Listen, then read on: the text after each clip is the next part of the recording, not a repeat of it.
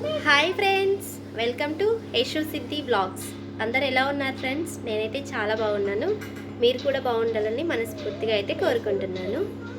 ఈరోజు మన వీడియో వచ్చేసి మార్నింగ్ బ్రేక్ఫాస్ట్ కోసం ఎంతో హెల్తీగా ఉండే కొర్రలతో పొంగల్ ఏ విధంగా ప్రిపేర్ చేయాలో ఈ వీడియోలో అయితే చూపించేస్తానండి.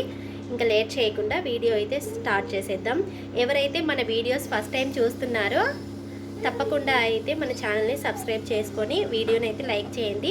అదేవిధంగా పక్కనే ఉన్న బెల్ సింబల్ని అయితే ఆన్లో ఉంచుకోండి. నేను ఎప్పుడు వీడియో పెట్టినా మీకైతే నోటిఫికేషన్ వస్తుంది. ఓకే ఫ్రెండ్స్, ఇంకా లేట్ చేయకుండా వీడియో అయితే స్టార్ట్ చేసేద్దాం. ఇలా స్టవ్ ఆన్ చేసుకొని ఒక కుక్కర్ని అయితే ఉంచుకోవాలి. కుక్కర్ వేడైన తర్వాత ఇందులో ఒక 2-3 టేబుల్ స్పూన్స్ ఆయిల్ వేసుకోవాలి. ఇలా ఆయిల్ ప్లేస్లో మీరు నెయ్యిని కూడా వాడుకోవచ్చు. టేస్ట్ అయితే చాలా బాగుంటుంది. ఆయిల్ వేడైన తర్వాత ఇందులో ఒక ఎండుమిర్చిని కట్ చేసి వేసుకోవాలి. తర్వాత ఒక టీ స్పూన్ పోపు దినుసులను కూడా వేసుకోవాలి. ఈ ఎండుమిర్చి పోపు దినుసులు బాగా ఫ్రై అవ్వాలి. ఇలా ఈ రెండు కూడా బాగా ఫ్రై అయిన తర్వాత చిన్నగా కట్ చేసి పెట్టుకున్న అల్లం ముక్కలను కూడా ఇందులో వేసుకోవాలి. తర్వాత మిరియాలను కూడా ఇందులో యాడ్ చేసుకోవాలి. ఈ పొంగల్కి మెయిన్ టేస్ట్ వచ్చేసి అల్లము మిరియాలేనండి. వీటిని మాత్రం కంపల్సరీ ఉండేలా చూసుకోండి.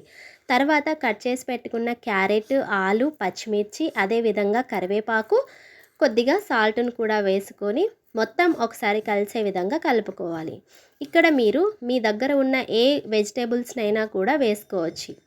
బీన్స్, బఠానీ ఇలా ఏది వేసుకున్నా కానీ పొంగల్ అనేది చాలా టేస్టీగా అయితే ఉంటుంది. వీటిని బాగా ఫ్రై అవ్వనివ్వాలి. ఇక్కడ నేను వచ్చేసి ఈ గ్లాస్తో అయితే 1/2 గ్లాస్ కొర్రలు, 1/2 గ్లాసు పొట్టు పెసరపప్పు తీసుకున్నాను. మీరు కావాలంటే పొట్టు పెసరపప్పు ప్లేస్లో నార్మల్ పెసరపప్పునైనా కూడా తీసుకోవచ్చు. టేస్ట్ అనేది ఒకేలా అయితే ఉంటుంది. చూసారు కదా, వీటిని నేను నైట్ అంతా నానబెట్టాను. మార్నింగ్ బ్రేక్ఫాస్ట్ టైంలో చేసుకోవాలంటే నైట్ నానబెట్టుకోవాలి. నైట్ డిన్నర్ టైంలో చేసుకోవాలంటే మార్నింగ్ నానబెట్టుకోవాలి. ఇలా నానబెట్టుకుంటేనే చాలా టేస్టీగా అయితే ఉంటుంది ఈ పొంగల్. ఇలా నానబెట్టుకున్న వీటిలో ఈ కొర్రల నుంచి నీళ్ళను వంపేసి పక్కన ఉంచుకోవాలి. ఇప్పుడు ఈ వెజిటేబుల్స్ అన్నీ కూడా బాగా ఉడికిపోయాయి. ఇప్పుడు ఇందులో మనం ఏ గ్లాస్తో అయితే పెసరపప్పు కొర్రలను తీసుకున్నామో అదే గ్లాస్తో 1 గ్లాస్ క్వాంటిటీకి 3.5 గ్లాసుల వాటర్ని యాడ్ చేసుకోవాలి.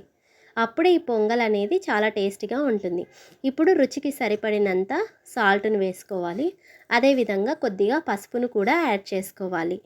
ఇప్పుడు ఇందులోనే మనం ముందుగా కడిగి పక్కనుంచుకున్నాం కదా ఈ కొర్రలు, పెసరపప్పు, వీటిని కూడా ఇందులో ఈ వాటర్లో యాడ్ చేసుకోవాలి.